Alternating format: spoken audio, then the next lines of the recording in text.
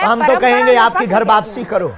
नहीं सर, वो नहीं हो सकती है। मेरे पूर्वजों ने जब इस्लाम कबूल कर लिया तो मैं मरते दम तक इस्लाम, आप जैसे कट्टर सनातनी है, मैं कट्टर निजी आस्था, मैं कट्टर मुसलमान। हिंदू राष्ट्र की बात कर रहा तो उग्रवादी है, देशद्रोही है, आतंकवादी है।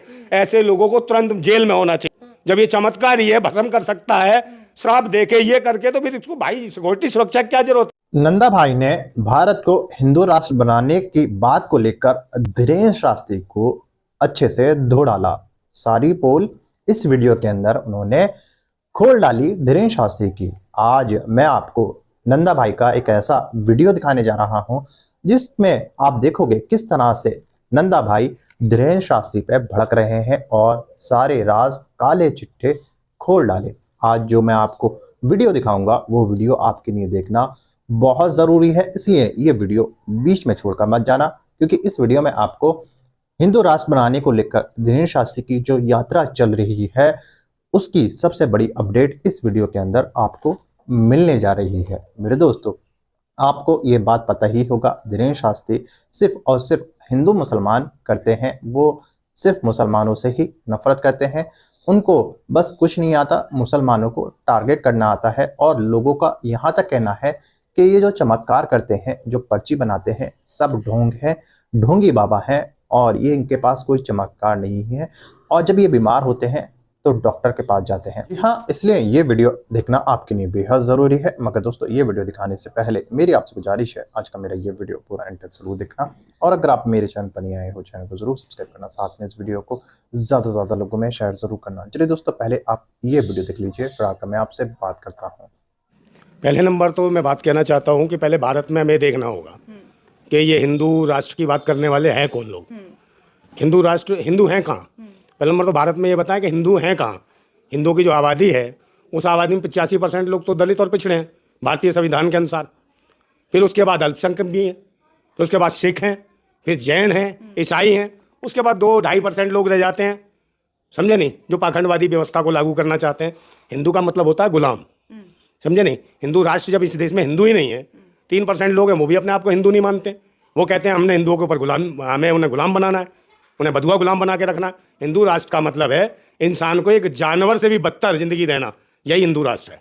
तो क्या जो हिंदू राष्ट्र बनाने की मांग कर रहे हैं वो जो हमारा देश है उसको फिर से गुलामी की तरफ ले जाने की बात कर रहे हैं? बिल्कुल बधुआ गुलामी की तरफ ले जा रहे हैं। मैं आपका सीधा एक तरीके से लेके जाना चाहता हूँ। भारतीय जनता पार्टी की सरकार है, भारतीय जनता पार्टी को सबसे बड़ा दर्द क्या हुआ?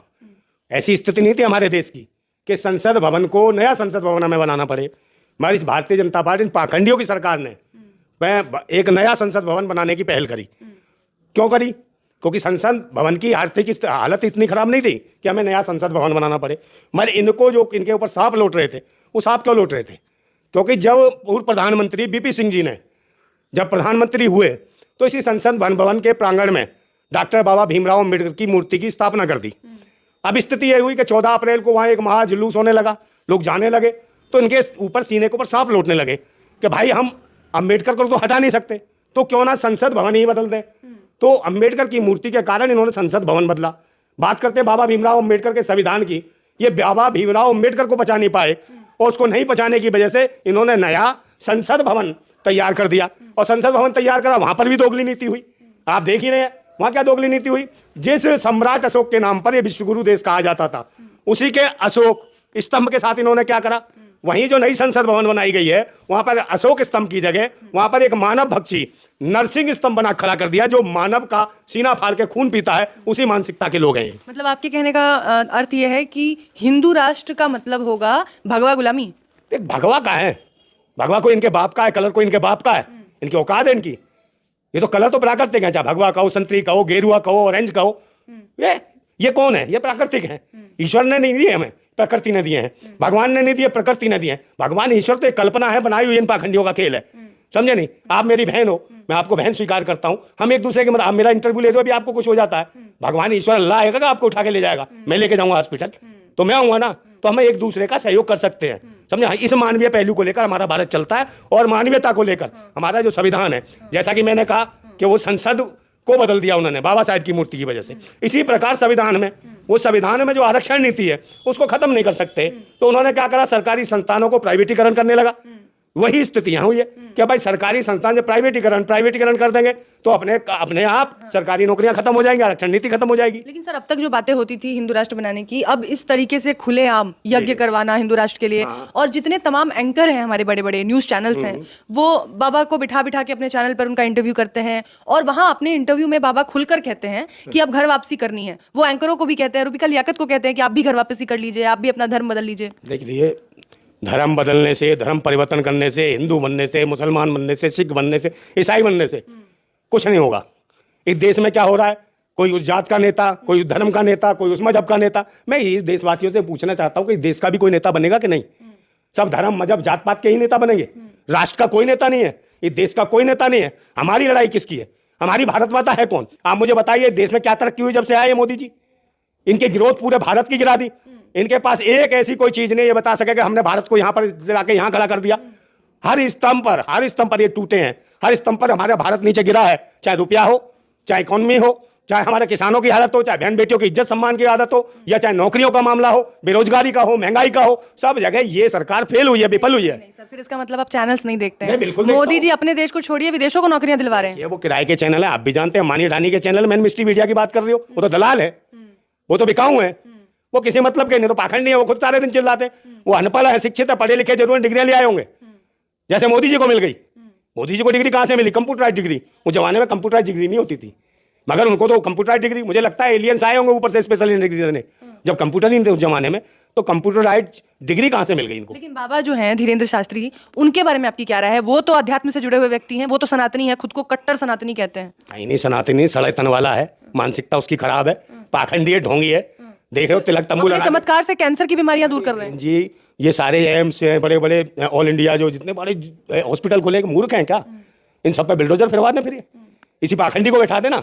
ये तो अंतर्यामी है, सब कुछ देख लेता है। ये फूकने का जहां फूक मारता है वो सब भस्म कर देगा, समझे नहीं? इसको ये बताओ ना। और दूसरे नंबर जब इसको डर है, एप्लीकेशन दे दी इसने, मुझे खतरा है, इसके परिवार के लोगों ने खतरा है, तो इस भूतनी वाले फूकनी से ये पूछो कि बताए ना किसने इसे धमकी दी है। भाई जेड प्लस सुरक्षा इसको, जब ये चमत्कार ही है, भस्म कर सकता है, श्राप देके ये करके, तो फिर इसको भाई सिक्योरिटी सुरक्षा क्या जरूरत है? सुरक्षा की जरूरत है हमारी गरीब बहन बेटियों को, जिनकी रोडों पर इज्जत लुटती है, असमत लुटती है, उनको सुरक्षा की जरूरत है, इनको नहीं है। आज हमारी भारत माता कौन है? गांव में हमारी भारत माता घास काटती है, देख लीजिए, सुनिए। गांव में भारत माता हमारी घास काटती है, गोबर उठाती है, रोड पे गिट्टी तोड़ती है, 7-7 माले पे गर्भ से होने के बाद ईट गाड़ा ढोती है। उस भारत माता की लड़ाई लड़ने के लिए संविधान बना है, ना कि इन पाखंडियों के लिए। कि हिंदू है ही नहीं तो हिंदू राष्ट्र कहाँ बनेगा? लेकिन आप जब देखते हैं कि हिंदू राष्ट्र के नाम पे जब वो महायज्ञ करवाते हैं, सम्मेलन करवाते हैं, तो करोड़ों की तादाद में लोग उनके वहां पहुंचते हैं। ये लोग चाहते हैं ना हिंदू राष्ट्र बने। कुछ भी नहीं है, पाखंड है। इन्होंने एक तरीके से लोगों को मानसिक रूप से पागल बना दिया है, मानसिक रूप से एक जहर है, एक नशा है, धर्म का, मजहब का, पाखंड का। मैं सबको एक मैसेज देना चाहता हूं, अगर ये चमत्कार करते ना जितने बाबा हैं, तो दान दक्षिणा भीख मांग के नहीं खा रहे होते, ये कहीं ना कहीं कुछ करके बैठे होते। जितने भी है जो आरक्षण नीति चला रहे हैं, जो आरक्षण का विरोध करते हैं, उनसे पूछिए, जो हजारों वर्षों से जो भीख, दया और दान और भिक्षा के नाम पर जो आरक्षण खा रहे हैं, इससे कौन लड़ेगा? इससे लड़ने की भी जरूरत है। आरक्षण खुद लेते हैं पाखंडी, और जो यहाँ के मेहनत कश लोग हैं, जो ओरिजिनल भारतीय लोग हैं, उनको कहते हैं गुलाम बनाना चाहते हैं, भारतवासियों को गालियां देना चाहते हैं। वहां के लोगों को कहते हैं कि इनका सर कलम कर दो, इसकी जीवा काट दो। इतनी औकात हो गई इनकी। तो सर सवाल ये आता है ना फिर कि जो इतनी कोशिशें हो रही हैं, जो इतने सारे सम्मेलन हो रहे हैं, हर जगह अलग अलग शहरों में जाकर बाबा महासभाएं कर रहे हैं, उसका क्या होगा फिर? बहन जी, चमत्कारी नहीं है। 2 रुपए का रंग ले लिया, 2 रुपए का गेरुआ ले लिया, 2 रुपए का केसर ले लिया, कुछ नहीं, सफेदी ले ली, कलई ले ली, पोत लिया, बाल बखेल लिए। अरे ये साले देश सुधारेंगे? इनकी शक्लें देख के बच्चे डर जाते हैं। ये देश बनाएंगे? देश तो बनाने वाले अच्छे लोग होने चाहिए। अभी आप हो, आपकी मानसिकता थोड़ी, अभी गेरुआ बस धारण चले जाइए पहन के। तो लोगों को एक ऐसा नशा, एक अफीम पिला दी है धर्म के नाम पे, जो उससे बाहर नहीं निकल पा रहे हैं लोग, समझे नहीं? दहशत सी पैदा कर दी है। इंसान को इंसान नहीं समझ रहे, पत्थरों के चक्कर में आदमियों को कूट दिया जा रहा है। कोई कूड़ा पूज रहा है, कोई पीपल पूज रहा है, कोई पेड़ पूज रहा है, मगर इंसान को कोई देख नहीं रहा। किसी बहन बेटी की इज्जत लुट रही है, उसको नहीं देख रहा। देखा आपने क्या हुआ मनीषा वाल्मीकि के साथ? क्या हुआ? कोई पंचनामा नहीं हुआ। अब यहाँ इंसान की बात ही नहीं है, अब यहाँ बात राष्ट्र की हो रही है। कह रहा हूँ इसी राष्ट्र की तो बात कर, राष्ट्र की बेटी नहीं है, देश की बेटी नहीं थी मनीषा वाल्मीकि। हिंदू राष्ट्र की बात हो रही है ना, क्या हिंदू राष्ट्र बनेगा? बहन जी, जब इस देश में हिंदू है ही नहीं, तो कौन भूतनी का है जो हिंदू राष्ट्र बना देगा? तो वो कौन लोग हैं जो बाबा के वहां दरबार में जाते हैं? कुछ नहीं है, ढोंगी है, पाखंडी है। इनके पास, मैंने कहा नहीं, ये जो सरकार है, इस सरकार ने कोई भी विकास दर नहीं दिखा सके। अपने 10 साल का जो शासनकाल होने को आ रहा है इसका, इसलिए इनका काम है नए नए हथकंडे अपनाना, नई नई चीज पेश करना, नए नए तिलक तंबू लगा के लोगों को अंधविश्वास में। इस देश में अशिक्षा, अंधविश्वास, इसको लाना चाहते हैं। यही जो इसको लाने के बाद जब अंधविश्वासी आदमी होगा तो पाखंड में पड़ेगा, अशिक्षित होगा तो पाखंड में पड़ेगा, और शिक्षित हो जाएगा तो सवाल करेगा, इनसे अपने अधिकार मांगेगा, संविधान में लिखे हुए अधिकार छीनने की बात करेगा, तो इन्हें घबराहट होती है, क्योंकि ये हैं पाखंडी लोग। ये किसी को इंसान नहीं समझना चाहते। तो अगर ये राष्ट्र की, जो हिंदू राष्ट्र की बात कर रहे हैं, तो अगर कोई इस्लाम राष्ट्र की बात करता है, ईसाई राष्ट्र की बात करता है, जैन राष्ट्र की बात करता है, जैसे सिखों के बारे में कहा जाता था कि भाई खालसा राष्ट्र की बात करते, लोगों ने कहा कि सिख ये उग्रवादी है, तो आज भी अगर कोई इस तरीके की हिंदू राष्ट्र की बात कर रहा है तो वो उग्रवादी है, देशद्रोही है, आतंकवादी है। ऐसे लोगों को तुरंत जेल में होना चाहिए। आपका कहने का मतलब है कि बाबा जो है वो आतंकवादी? बिल्कुल आतंकवादी है, देशद्रोही है, जो हमारे संविधान को तार-तार करना चाहते हैं, जो भाईचारे को खत्म करना चाहते हैं, ऐसे लोगों को बिल्कुल बख्शा नहीं जाना चाहिए। इन्हें कौन बना दिया महामंडलेश्वर? कहां से ना। दोस्तों देखा आपने ये वीडियो, मुझे पूरी उम्मीद है ये वीडियो देखकर आपको सब कुछ समझ में आ चुका होगा। दोस्तों आपकी क्या राय है इस वीडियो के बारे में मुझे कमेंट बॉक्स में आकर कमेंट करके जरूर बताना। दोस्तों आज की वीडियो में बस इतना ही, मैं फिर मिलूंगा ऐसी ही दूसरी वीडियो के साथ।